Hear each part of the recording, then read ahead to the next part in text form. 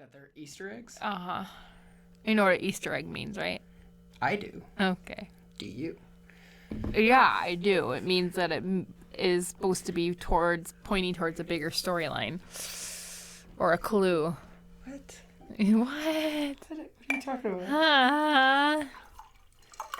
That's crazy. That's crazy. You don't know me. I don't have any Easter eggs on this table whatsoever. Liar. Liar, liar. Pants on fire. I mean, Hanging on a telephone wire. to be honest, they're quite overt if they are. I wonder where Nathan lands. You're not good at subtle.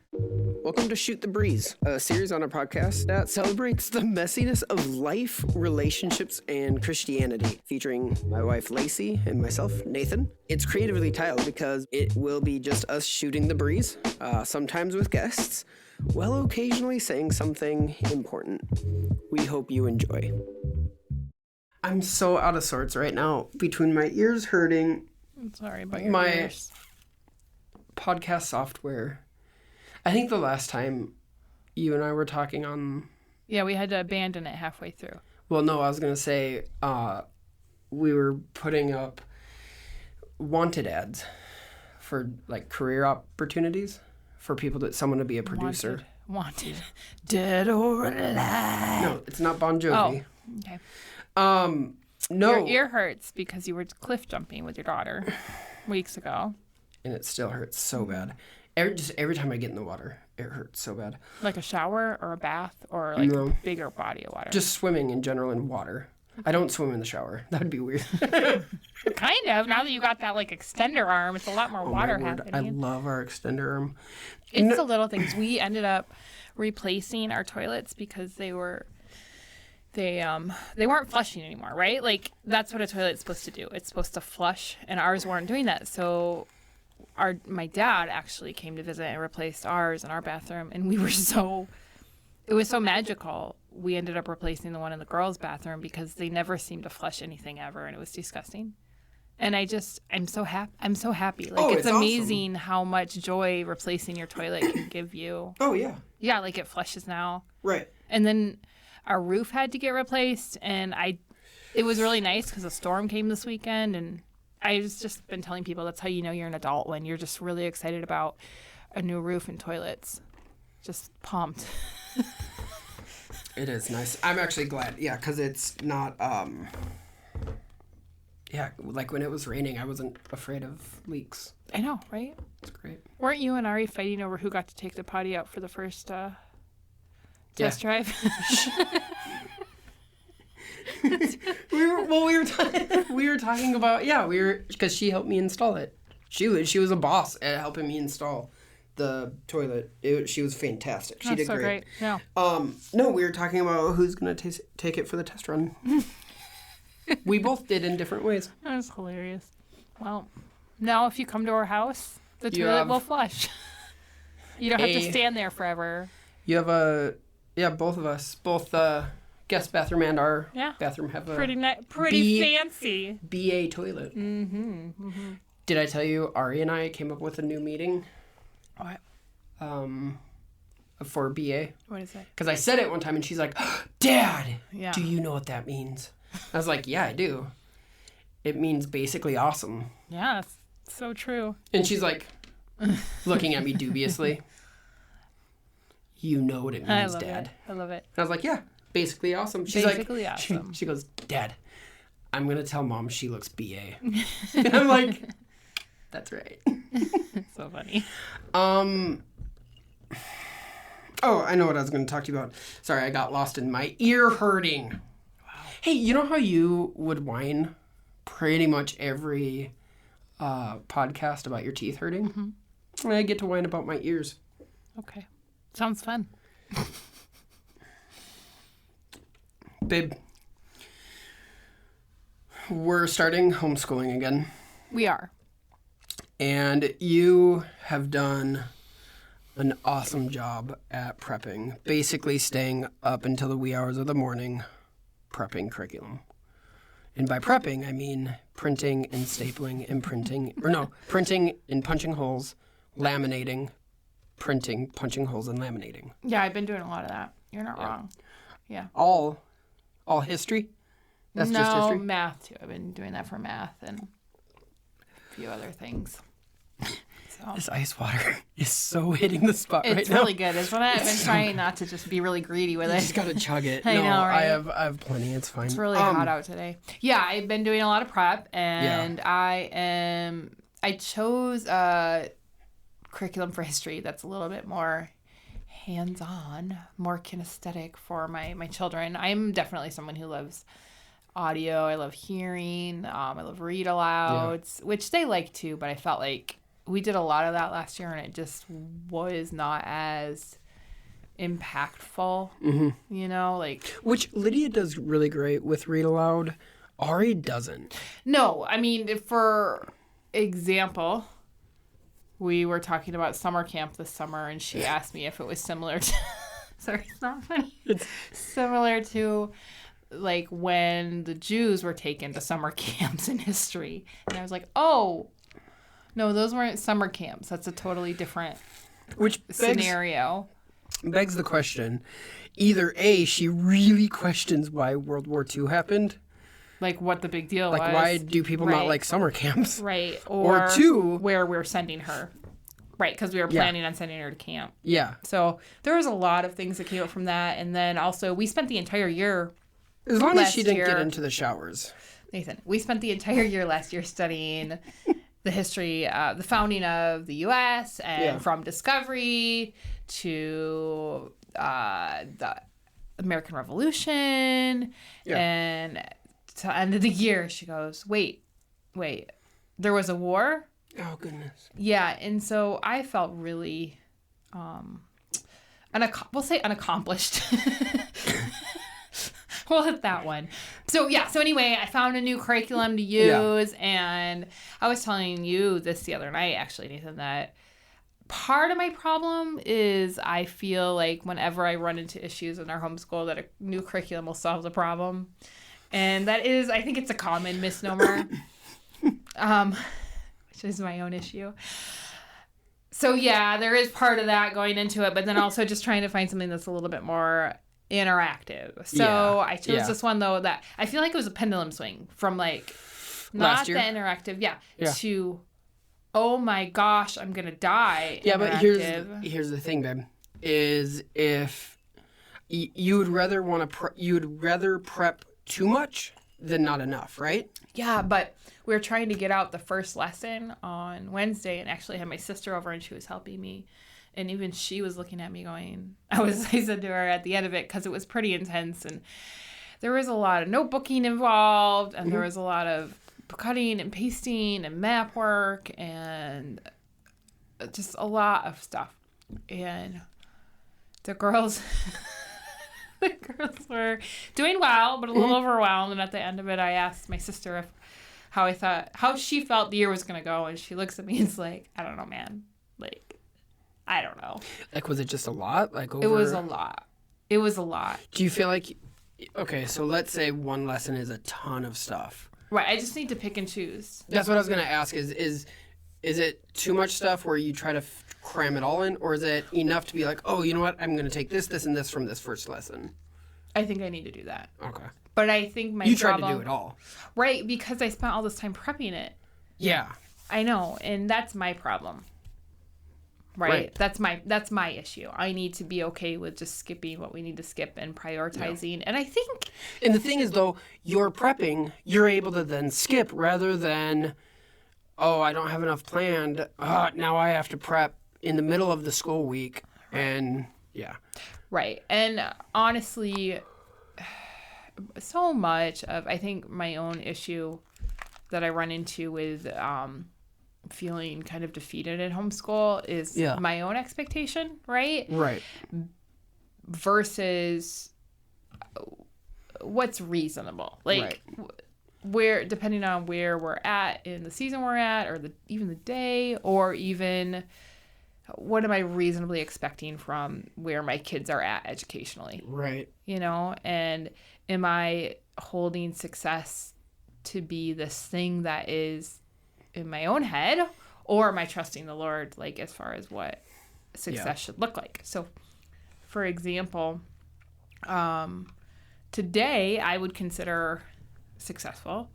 Oh, tell them what you were doing. Yeah, I kind of took an unschooling. Awesome. I'm taking more of a relaxed approach on Friday. So we're going to either do field trips or art or projects. And so today I let them, Ari wants to create her own business. If you've been listening to us, you know she had a car washing business for a while, but then a guy came to her house and told me he was going to call the police on me because I was letting her do car washing. So I told her she could only have a business for, you know, at the house, and we had to be a little bit more specific with it. So she decided, she got really inspired by one of our friends who is starting a nail salon, in town here, which is awesome. And I'll give you her name if you're interested in getting your nails done. But Ari also was inspired by that and thought she could open her own little driveway salon.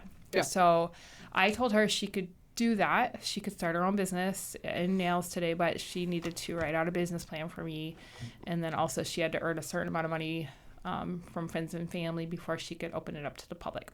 So she wrote out a plan, and then I told her she had to start calling people that we knew and see. And so she started calling people and setting up appointments. So we've been writing study appointments all day with people coming to get their nails done. Yeah, and then she took a loan from me, part of her business. And so we were talking about profit and investors and all that. Yeah. And then Lydia decided her project was going to be creating a advertisement for Ari. So because she's really interested in multimedia stuff. So we worked on creating a commercial for Ari's business with Lydia. And Lydia did a great job.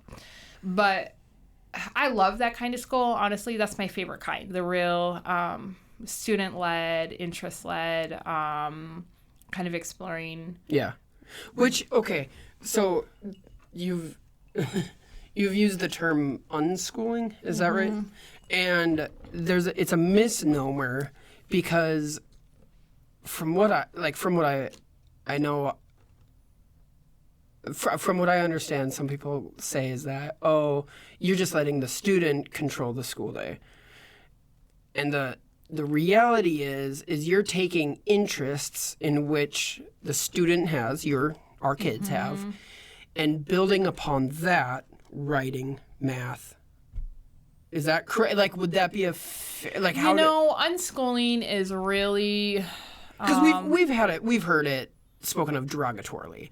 Oh, yeah. It's yeah. And there's you guys go out and play with sticks and worms. Well, and there's various levels of unschooling, right? Like, there's what I was just describing, where your kids kind of decide what they want to do, and you give parameters to it, and you work with them, to all the way to you give them a notebook, and they kind of follow the instructions and, go as far or wide as they want to. So that's much more student-led. Or even, like... you just let the kid pick out what they're going to do, and you don't offer any insight. I mean, but I think really when you're talking to somebody who is passionate about unschooling, it's more what I'm talking about, where it's more student interest led. The debate I've heard with that is that I've had someone actually challenge me with that, is that, kids don't know what they should be learning, and that it is up to us, especially as Christian parents, to be teaching them that the Lord has given us the responsibility to teach our children and to disciple them, and that applies in education. And I agree with that. I think where I meet that philosophy is I want my kids to be exploring things that make them feel successful and inspired and make them love to learn. And so I try to balance that out. Like, yes, we have to do math. Whereas if you are a complete unschooling family, you work math into just like Ari's business plan, which I have been talking to her about. Right. But I'm also making her do a traditional math program as well. So it's funny how, they bring up how if you're discipling, like how God disciples us. And it's like, well, God actually does both. He'll organize his sovereignty, right? He'll organize things that come into our path that will be used to teach and stretch and mature and guide and, all of that. And also, he takes where we naturally are and says, okay, I'll meet you there and we'll work on that. Right? Like he does both. Right. And so I think it's funny how I don't like it when people always bring in like a spiritual truth into something because it's like, well, right, like to justify, well, I'm doing this because this is how God would do it. Yeah. I just think there's both sides. Yeah.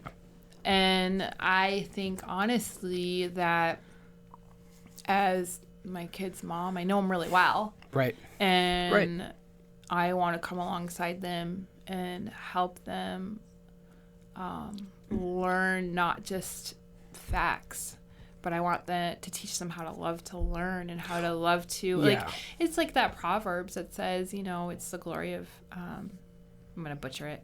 It's the glory of God to hide a matter. Yeah, glory of kings to discover it. Right, and that concept I think is so precious because the Lord gave us this earth to explore and discover, and to He gave us the earth to work and to that is part. We were put in this garden originally as a gift. Yeah, and the creation was given to us as a gift, and to learn about it, and I think that is something that we kind of can lose sometime when we look at it as here's this program you got to follow, and the wonder of learning is taken away. And I think especially with some of the challenges that my girls experience, that they can feel really overwhelmed, like they weren't created to learn, like they don't have what it takes to learn. And that's not God's heart towards them.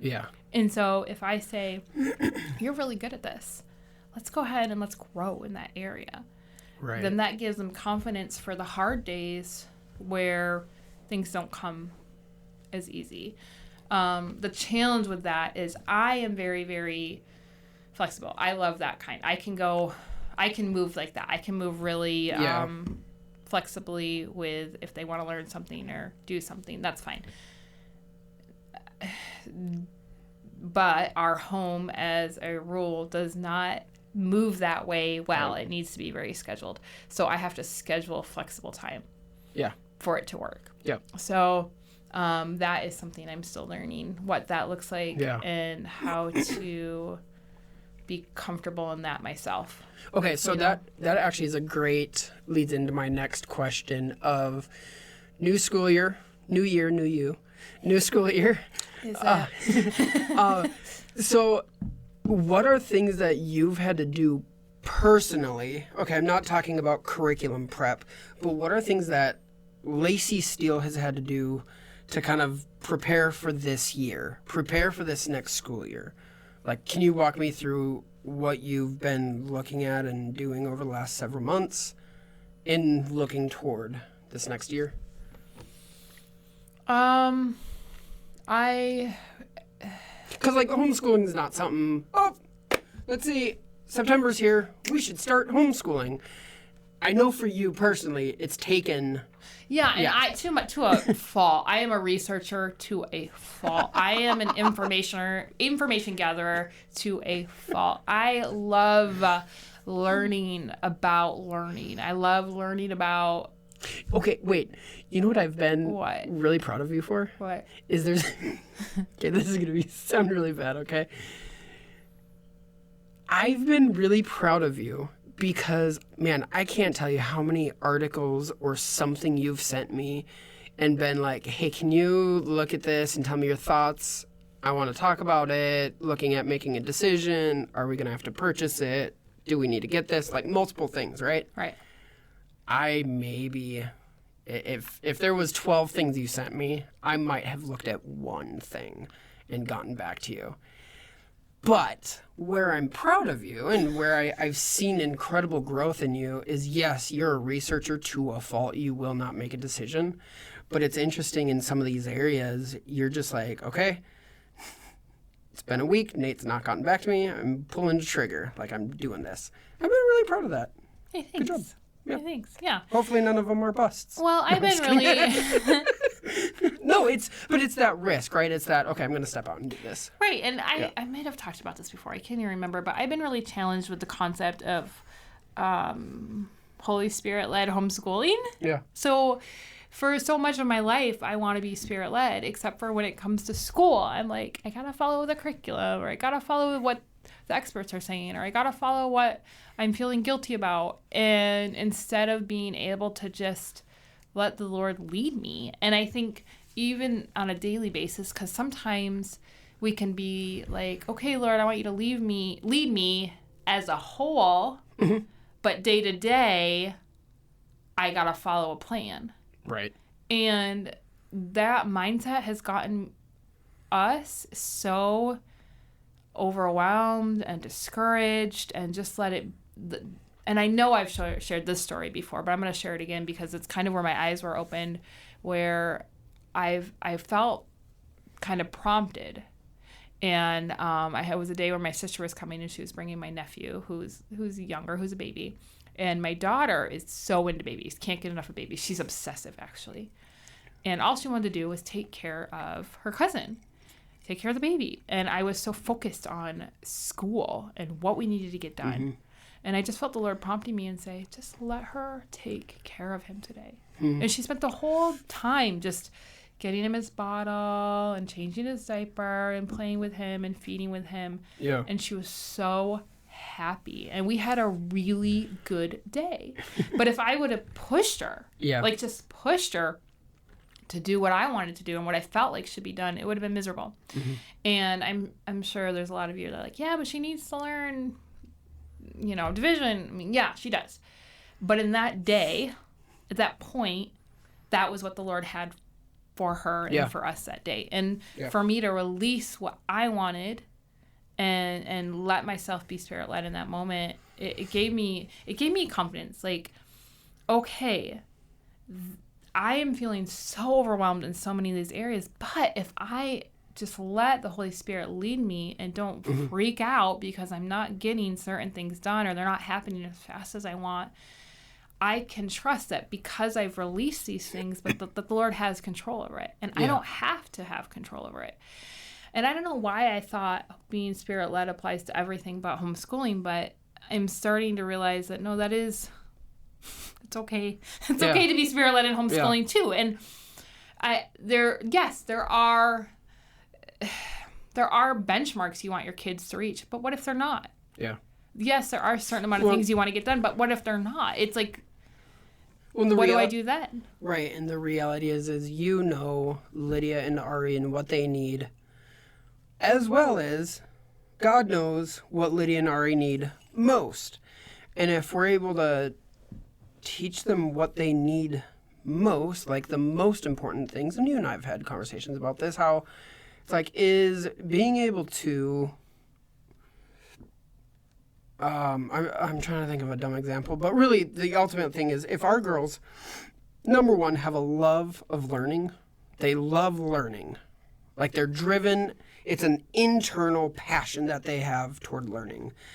And if they're able to live in relationship well, they will do well. They will do well. Yeah. And it doesn't matter the degree, it doesn't matter their proficiency. If they love learning and they are able to live in healthy relationship, that's the most important. Right. And that is what I've been realizing, because my kids are unique. They have different, they are, I can't always forget the term, but neurologically different. And so our homeschool does not look like what you imagine an ideal homeschool should look like. Like, we don't get up and sit at the kitchen table and everybody's happy and smiley and they do their math and then we move on to the next subject and everything's so great and it just repeat, right? That never happens. And I don't know how to make it happen. And I've tried to make it happen over and over and over again. And it's kind of like banging my head against a wall because it's just not happening. Right. And so I think that I just kept changing curriculum and changing strategy or just beating myself up thinking if I could only make this happen. And even at the point where I put him back in school for 3 years trying, like, well, maybe you guys do it. Yeah. And that didn't work. So realizing that part of the issue is me releasing my, I don't know. I don't know if desire is the right word, because it's Expectation too. Because it's not like an unrealistic expectation. Unrealistic, right? Unrealistic, unachievable, unagreed upon. 100%. The girls are not agreeing. They do not agree with it. They do not agree with it. And being able to let the Lord take control. Yeah. Being able to let him take control has been so huge, because you're also looking at... Sorry, I was just thinking, as a little commercial break, if you guys wanted to go watch our small group video discussion on expectations, right, this would be a good time. Yeah, exactly. Yes, very helpful. But, you think, I am their mother. I am their teacher. I don't want to be put in jail. Like, they have to agree with me about these expectations. But if they can't, and they won't, right, where does that leave you? And that has been my wrestling. Thank you so much for listening to our podcast. This is one of the many resources we make available for free at our website, cultivaterelationships.com. Our resources have helped people grow in their relationship with God and others. We've seen people set free from uncontrollable anger and paralyzing fear. We've witnessed estranged family members be reunited after working through our freedom booklet. We've helped people build healthy relationship and coping habits through our coaching videos. And all of these resources are made available for free because of the generous support of people like you. If you would like to become a partner, please visit cultivaterelationships.com/support. Now, I hope you enjoy the rest of this episode. There have been things over the last year that have brought you to this point, because I know how we kind of started out last year in terms of prepping for homeschool to this year, which I feel like is far more relaxed. Right. So what are things that you've had to come to the conclusion on, or maybe come to agreement with God on, with regard to homeschooling, with regard to expectations that are on you, or you perceive to be on you? Like, what are some things that you've had to... I think number one... either release right. or come to a conclusion on? I think number one was giving myself grace for last year, because we started to homeschool again, and it always takes it takes a long time for kids to kind of get out of the traditional school mindset and for your family to find a rhythm. And and I know that. And so I honestly gave us a lot of grace for last year too, with the surgery and the stuff. Yeah. We had a lot going on, the worldwide pandemic. Just kind of had a little bit more grace on how last year looked. And so that was good. Yeah. To just be kind to myself. Another thing is being as intentional as I can in the areas that concern me, and then releasing it. Okay. So with some of the reading issues that we have, the dyslexia and the a lot of learning issues, and I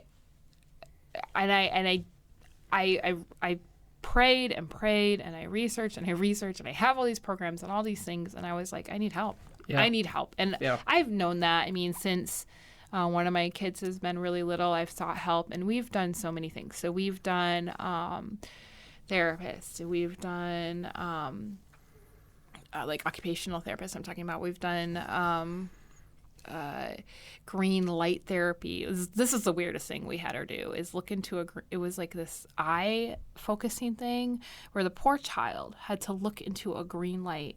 Do you remember when she had to do that for 30 minutes a day for a certain amount of time? Yeah. And then it was like for eye strengthening stuff, tutoring, one-on-one stuff. I mean, driving her to, I've over and over and over again, I have tried to bring in as much resource as I can, and we've always kind of went back to, like, we've not made tons of grounds. Yeah. So then I put her in school, and I was like, well, at least I won't be responsible. And and I was just worn down. And then there was no ground gained really then either. And I think I can forget how discouraging it is to her too, because she works so hard. She works so hard. And at the same time, she has a great attitude. Oh, she does. And she really does. So I just started to be honest with myself. Like, am I more worried about her and, like, how this is impacting her, all of this stuff? Yeah. Or am I more worried about looking good, like I'm getting her everything she needs, right? And I had to be honest with myself about that. Because if I truly believe that God has my kids and he's taking care of them, then I need to believe he's going to give me what I need for them. Yeah. So I just started praying, and I'm like, Lord, I need somebody else to work with me on this. And so it was really cool. We ended up being able to get access to an online program and work with one-on-one with somebody over Zoom for a while.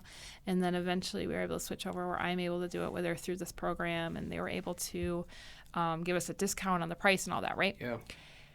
And still, we are making progress, but it is very, very slow.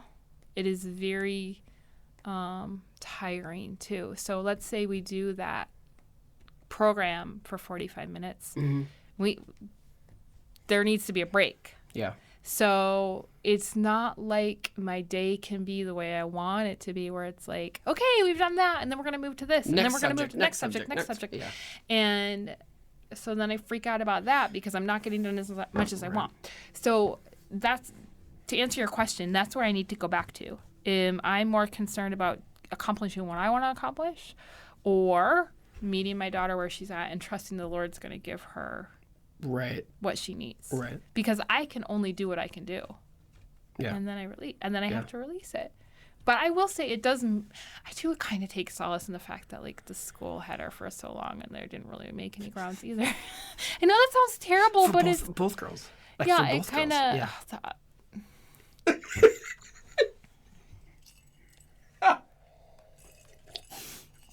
I'm not even gonna go there. Don't go there. Can you? No, it's so bad. Let's just say that. No. We're glad for homeschooling. Yeah.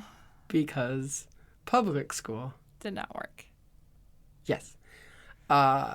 Yes, our girls are not cookie cutter.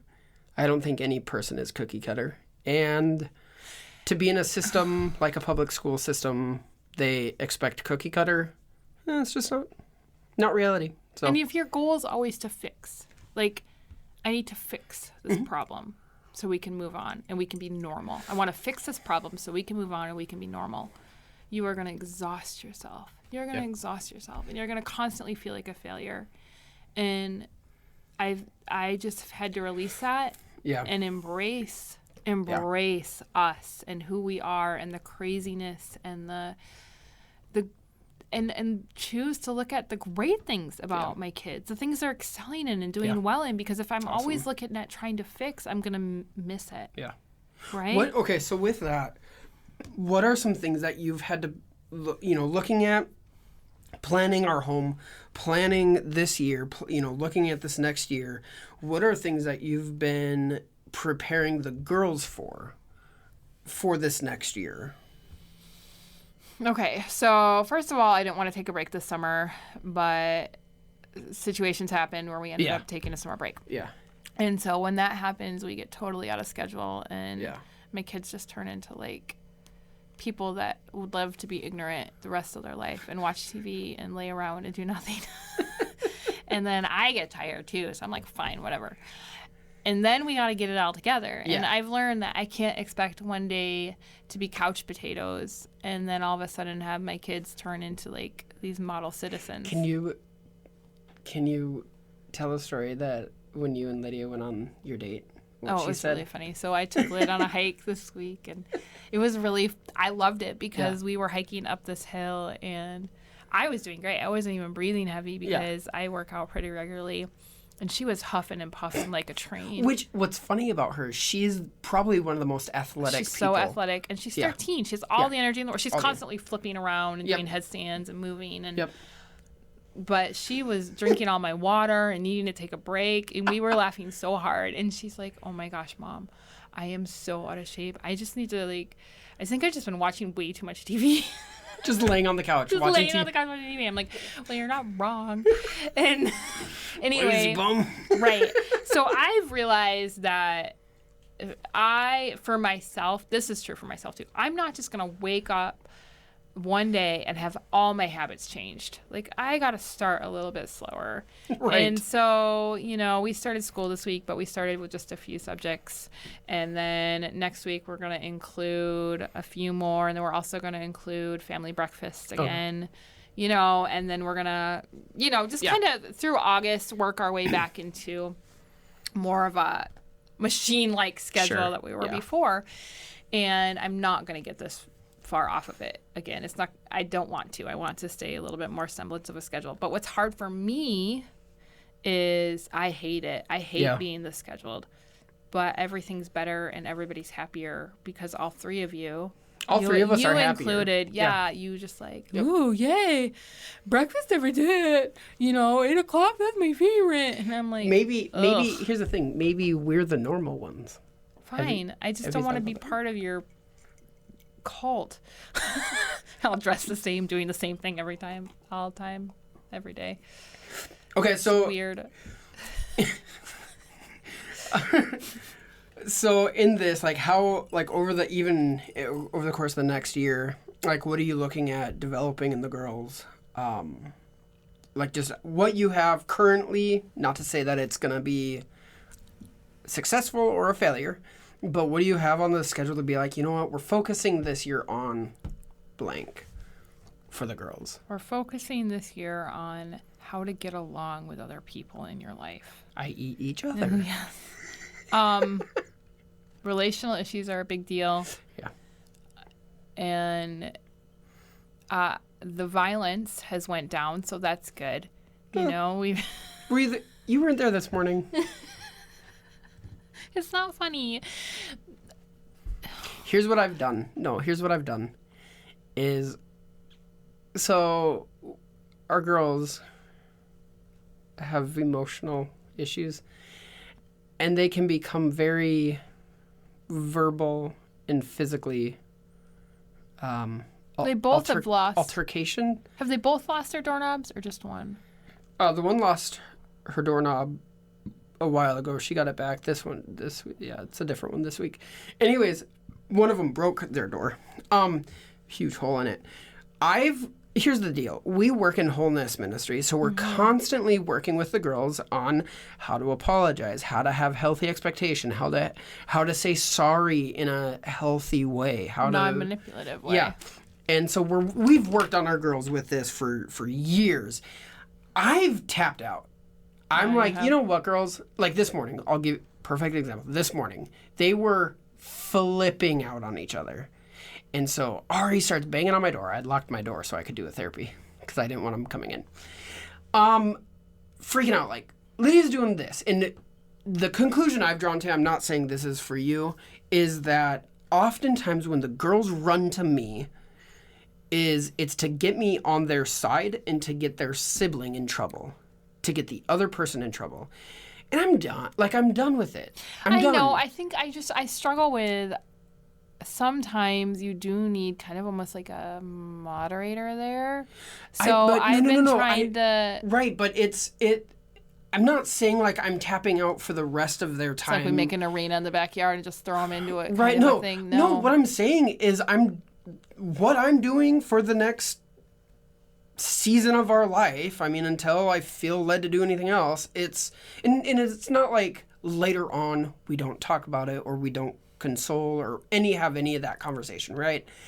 But in the middle of it, and here's my mantra for them is, listen, we've taught you guys how to do conflict resolution. We've taught you guys how to get along. If you don't choose that, I can't choose that for you. Right. Right. And I agree with that. And that is something that honestly has been being with that thought another concept that has been just really on my mind, and I'm just having to remind myself over and over again, is these things are not going to correct overnight. It's going to take over and over and over again us reinforcing positive relational resolutions, and also celebrating wins. Like, that's a huge thing for us. Is like, instead of focusing on all the fails, focus on the wins, because it can get really overwhelming with constantly feeling like, oh my gosh, this is never going to change. If you focus always on the failures instead of saying, well, listen, no, this time this ended sooner. This got resolved sooner. That's what I was going to say. So even though I've been checking out for when they're fighting, not checking out completely, like I said, Ari was like freaking out, and I said, listen, we've taught you guys how to deal with this. You guys need to learn to resolve it. Like, you guys need to actually start resolving it. We've taught you it. Right. With it, by the time you had come home this morning, it had essentially all been resolved. And what's funny is that, I mean, it was a huge explosion for about 10 minutes. 10 minutes. Right, that's nothing. Nothing. But yes, it was loud and banging and punching and whatever, 10 minutes though. And I'm like, that was it. And then later on, I come home for lunch and they're getting along perfectly, just whatever, doing each other's nails or whatever it was. So that's what I mean is like... No, but like what I'm saying is celebrating that as a win. Yeah, and like, sorry. Yeah, the fight's still happening, but... That's what I meant, sorry. Is that, yes, I'm checking out for that, encouraging them, resolve it on your own. But then, celebrating, like last night's dinner. Both girls, incredibly helpful at clearing the table. They volunteered to do their... And like left and right, I'm like, thank you so much for this. Ari, thank you so much for doing the dishes. Lydia, thank you so much for helping me clear the table. But like, that's what I mean is like honing in on that. That's what I'm talking about, is that mentality that I need to fix this and everything needs to be perfect. Versus I'm going to be moving forward, trusting that the Holy Spirit is leading me and focusing on the areas where there is success, where there is growth. And I think that applies, like we can apply that to our own personal walk.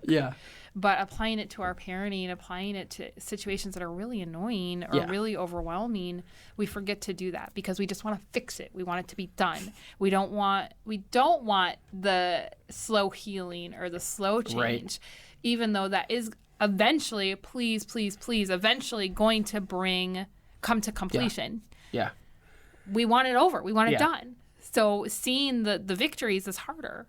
I was laughing because in the fight this morning, there was several times where I heard, "No, put the scissors down. Stop that." No. And this is so bad, hon. I can't believe you were like just listening to that. I'm sitting in my room going, literally, here's what I'm doing. Dear Jesus, please help that not be a violent move, but I'm guessing she's cutting something of her sister's. Because Did you go and check? No. Babe. They were fine. Because you know how Lydia... No, you're going to make me feel like I can't... Like... No, you know how Lydia has her doorknob off? So she has, like, towels and whatever? Yeah. It was dealing with that. And so I'm like... So she was, like, sticking scissors through the doorknob? Or no, did you I'm never guessing... know how the scissors thing... I have no idea how the scissors played into the situation. I assumed in my mind that she was cutting whatever Lydia had at the time through her doorknob. Sorry, when there's scissors involved, I step in. See, here's the deal, though. I feel like, no, it was an opportunity of growth and trust in the Lord. That he had the situation. Okay, we disagree. No, officially. No, I'm... Let it be stated on the record and in the courts. we have recorded proof. No, like, genuine thing, though, is, as I'm sitting there, I'm like, I don't feel like I need to be involved. I'm genuinely trusting, number one, they will resolve it. Number two, through the Lord. Through the Holy Spirit's protection and guidance. And honestly, babe, I was thinking of like all the fights me and my brothers got in. Like, it wasn't many, but I'll just say for Christmas, my dad would buy us swords, like real katanas and samurai swords. Razor sharp. Not gonna lie, there was a few times a couple of us went at each other. And we're alive. I don't know how. I literally don't know how. But this is not a parenting tutorial by any stretch of the imagination. But what I'm saying is, like, it was one of those moments where I'm like, okay, do I step in? Do I mediate? Or do they know what to do? I feel like they know what to do. I'll deal with the ramifications of that if they're not going to go well. Well, and I will, okay, I'm still saying I would have gotten involved. I still think I would have gotten involved. When the sharp objects come into play. Like I said, I think it was to cut off something that was on the door. Okay, all right. Yeah, but back to celebrating wins. It got real bad a few months ago, and I'm just the explosions, the level of anger is, I think, less. The ability to recognize, and I think here's the thing, the ability to recognize when wrong has been done and own it is so much more present. In both of them. In both. Yeah. And even, talking about stubbornness, and really, I'll have talks like, when has stubbornness ever done anything good for you?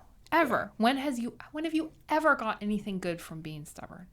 And even that self-awareness to be like, eventually be like, no, you're right, and apologize and own it. Owning it's a huge thing too. And so, it's exhausting. It's still exhausting. Right. It's still exhausting. It's still every day. It's still part of our school. I mean, and I have a schedule, and it doesn't have room for fights. And so, can you put that in there? That would be fantastic if you put it on the girls' schedule. Mom, what is this? Well, it's your fighting time. Like, you just have girls' fighting time on there. That would be fantastic. No, but I honestly, this is such a mind wrecker because I have to keep it super scheduled or they go off the rails. But then when I do keep it super scheduled, we still go off the rails. So I haven't found a good solution for that, honestly.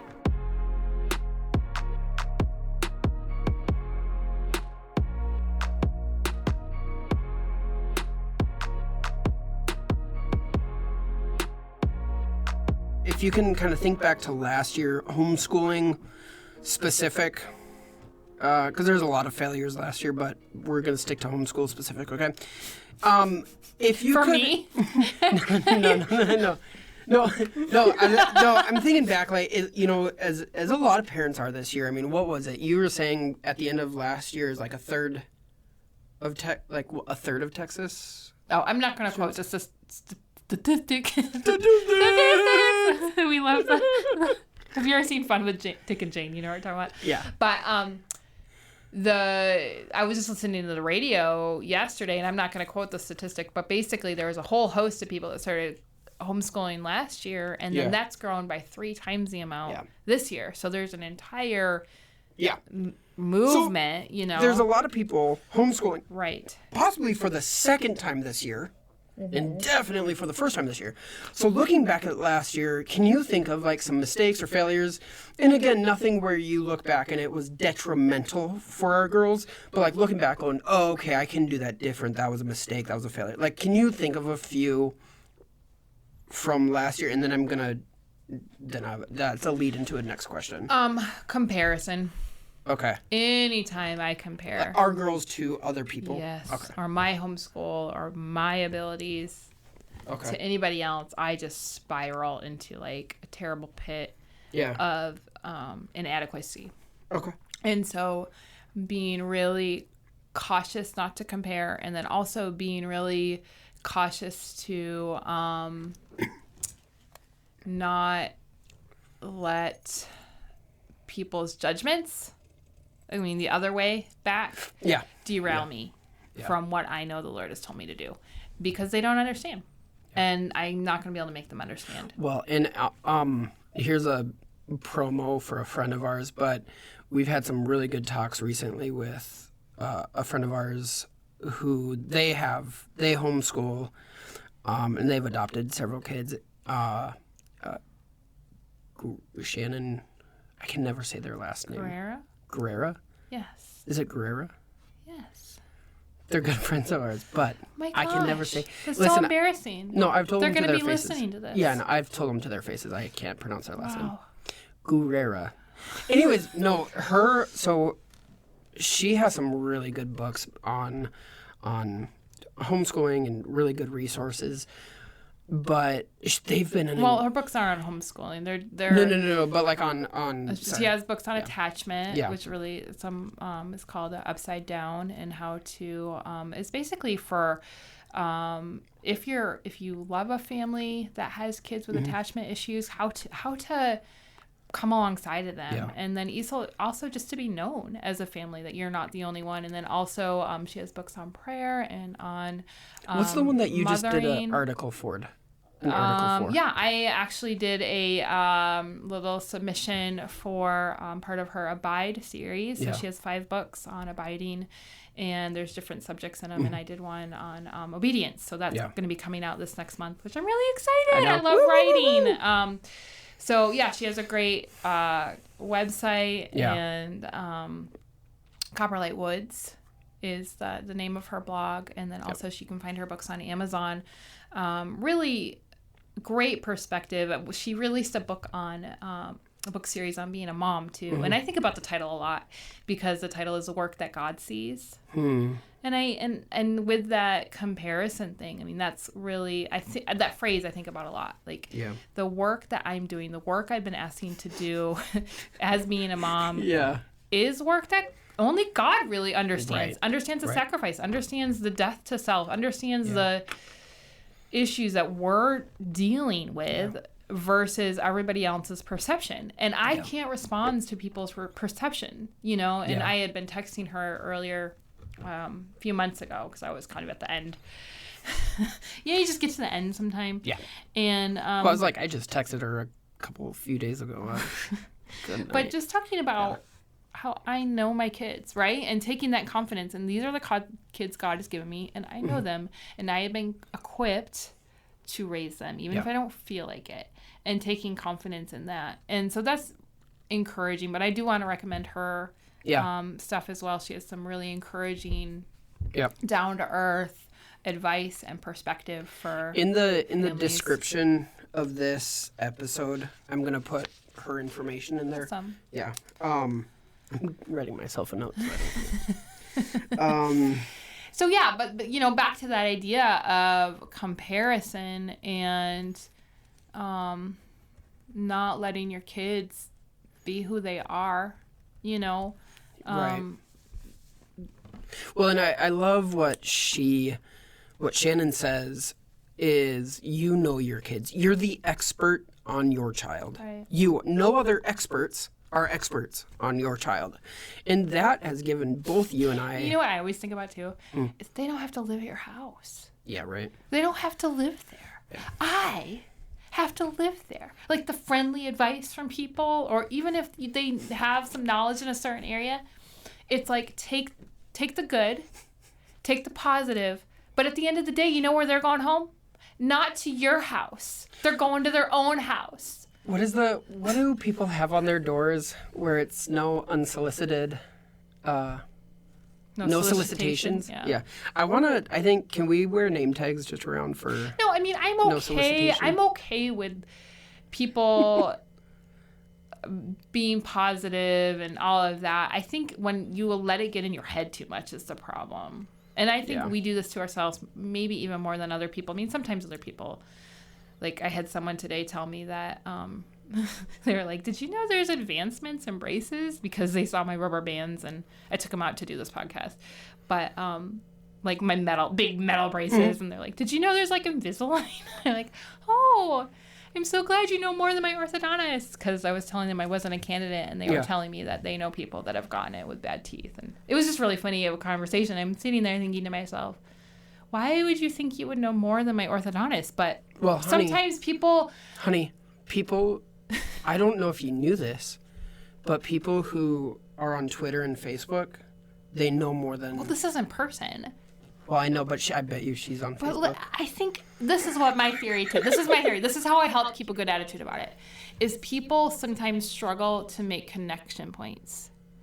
And so they start to make connection points, and it comes out in such a way where you're thinking to yourself, oh no, this is terrible. Are you really wanting to say this? But they're already committed to whatever it is they're saying. And so I kind of just write it off as, well, that went bad, like they didn't really understand all of that. And then I put that into parenting stuff too. Yeah. Like they're thinking this is just a problem to fix, not something we've been dealing with for years and years and years. Or it's a respect issue.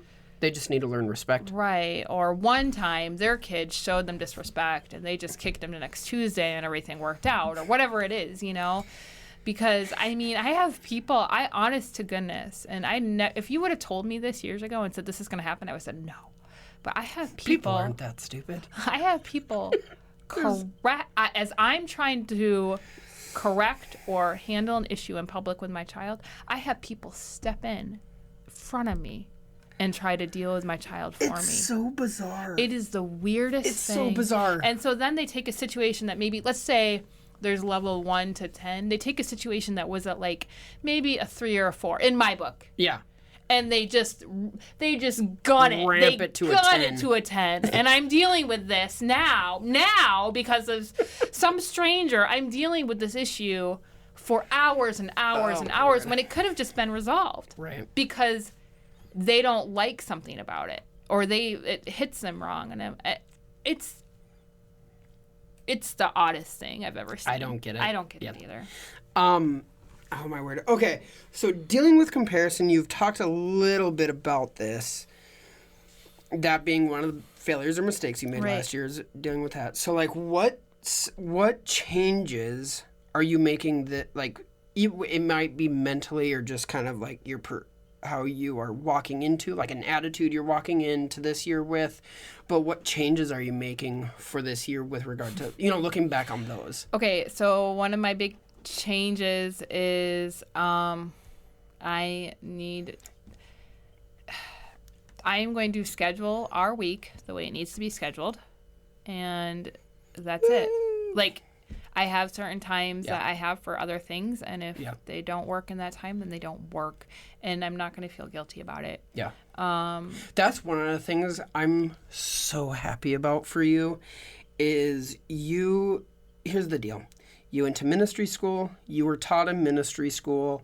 You always have to be with people. You always have to prioritize other people. You always have to prioritize everyone else above yourself, above your family, because they're the most important. And you've lived out of that mentality for a while, several decades. And I got better a few years ago. No, I'm not saying that it wasn't in an unhealthy way, but I feel like and this is something both you and I have talked about, dealing with our separate roles that we're kind of walking in. But one thing I've seen is you are you're at peace with not being with people, and you're okay with kind of, I want to say, letting people down. That's not what I mean. Well, and but it's that idea. That goes back to people understanding. Yeah. But no, I'm saying you have such a peace about it now, right, whereas you used to really carry a lot of guilt. Well, that's because I felt like people needed to understand. No, nobody's going to understand. And that's the conclusion I had to come to, and that I will get judged, or I will get questioned, or that I will lose friends. Yeah. And that's okay. I would say, what's funny is I would say along with comparison, the need to be understood. Oh, it's huge, isn't it? Both of those are two unhealthy, completely, not even achievable expectations. I will tell you this: the need to be understood is one of the things I have fought time and time again, because it plays right into my desire to perform well. Yeah, here's the thing, feel cared for. Feel cared for. Yeah, feel cared for. Like, man, somebody coming upon, and when you're in a situation that's exhausting and it's continually exhausting, you just want somebody to be like, oh man, yeah, I can see that you're exhausted, and I want to understand that. Yeah. But they can't see that. They can't know that. And so wanting somebody else to fill me is, like you said, it's an unrealistic expectation, because ultimately, I mean, even you can't fill me. Right. Like, you can come alongside me, you can support me, but you're my husband. Yep. You know, an acquaintance is not going to be able to do that. You and I were talking about earlier this week how, you know, over the years, we've had people in our lives who we've desired a level of understanding. Like, I feel like they should be able to understand.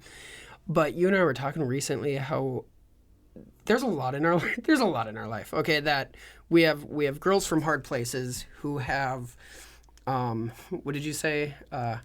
Different neurological needs. They're neurologically diverse. Yeah. We have medical issues. We're donor-supported missionaries. We have a lot going on. And we have this. We have a few friends who they don't have any of those things. With regard to understanding details, probably not. But they're some of our most supportive friends, because anytime we come to them, they don't understand. They're always like, "Can I pray for you?" Or how can I pray? Yeah. How can I help you? No. What can I do for you? Or even a simple listen. You know what I mean? Yeah. And that ability to say, yeah, that's hard. Even with like wide eyes, it's still appreciated. Well, and I don't know. I've realized when I'm listening to someone's story that's hard, and I say to them, that sounds really hard. And I mean it. I'm not just saying it, but I actually take it on for a minute and think about it from their perspective. How just comforting that is. I mean, that's what I was just talking about, that desire to understand. And I can't put all my desire into wanting someone to be that, right? Because ultimately, I do need to receive that from the Lord. It's like when I go to bed at night, and I try to sleep until Ari comes in and wakes me up at whatever time that is. I need to be able to rest in the fact that the Lord sees me. Right. He sees all of it. But having people in our life that are able to take a moment and say, yeah, that sounds really hard. And I'm not going to judge our friendship or your reaction to me based on your season right now, because it's really hard. And I will tell you what, during this last season with my children, my circle has gotten very, very small because I can't handle more than a small circle. It's physically impossible, not just physically, mentally impossible. Well, and time-wise, we fully accept and recognize you in this season, in this time right now with our girls, where they're at, where we're at. Not just people-wise is it small, but time-wise it's small. You recognize that even obligations that you have, like for example, we value going to church on Sunday mornings. We value that. That's a big priority in our life. But then there's some days where you're like, I'm just going to stay home with this child because she can't be in public. You know what I'm saying? Like, no, but that's what I mean is both time-wise and with people, you are in a very small circle. Right, and that was a hard place to come to realize that sometimes we just can't do something. Yeah. Even if it's expected or desired. Yeah, or you, because it's like, it's so funny because you're the one who's kind of committing to staying home, and I'm the one that's having to go out in public, which that is... I'm not the face of our ministry, right? Different. Like, well, you are now. Well, I am now. But it's we're both stepping into, or we have stepped into seasons. We've been in a season for like the year where we're both doing things where it's like people contact me. Hey, I'd love to want to get a hold of Lacey. Need to meet, need to talk, need to whatever. Would love to do coffee with her. And I'm like, hey, she's not available. I would love to go out to coffee with you. Like stepping in. And it is funny because I think for the most part, I don't think anyone's been too offended at that, but I could care less. You're so cute. No, and it's what's funny to me is I was meeting with a friend of mine who runs a ministry, and we were just like spitballing some ideas, and I was so happy. Yeah. It was so fun, and I just got home and I told Nathan, I'm like, oh my gosh, I just miss that vision building, that planning, that, I mean, I love that. I love being involved in stuff like that, and that is part of how God made me. But right now, that's taking place in other ways, and I don't think it's dead forever. I was just gonna say that, you know, what's hard, and I'm just coming into maybe being okay with this, is recognizing God has designed us uniquely for different purposes, right? Mm-hmm. It's the thing that brings us joy. It's the thing that I feel like we're created for, our destiny, right? And the people who are able to set that aside for what is immediately important, not kill it, not like, well, that's gone forever, never going to be creative again, you know, set it aside for a time, knowing it's not dead, but it's like, okay, nope, I'm focusing on this. And I was just thinking about that with you, how you are such a strategy person. You're such a, like you were saying, a creative, you know, I don't know, like you were saying that talking to other ministries and all that, but recognizing, okay, no, for this time, this is the focus, this is a priority. And I genuinely do. I think that you'll be able to pick that. I don't think it's dead. I hope it's not dead. I don't want it to be dead. Well, but thank you. Yeah. No, but it's that ability to see what is the most important right now. And it is that laying down yourself, right? For the need of someone else. In this case, it's our girls. Laying down what you desire, what you even feel like God created you to do, right? Like, nope, I'm laying that down for my girls right now. Because and I think that's a misnomer, right? Because God also, I mean, I don't think God created us to do stuff, right? God created us for Him, right? And we can put so much value into what we enjoy doing as our value. And I think what I enjoy doing gives me life. Yeah. But also being obedient gives you life. And this is a season of obedience, and it's a season of dying to what's easy for me, what's comfortable for me. And not that I never do any things that are comfortable or easy, but as a whole, I never saw myself doing this. Like homeschool mom, no.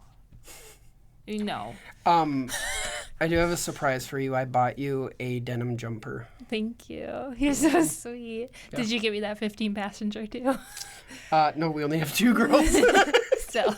Oh, it's required? It's part of the package, yeah.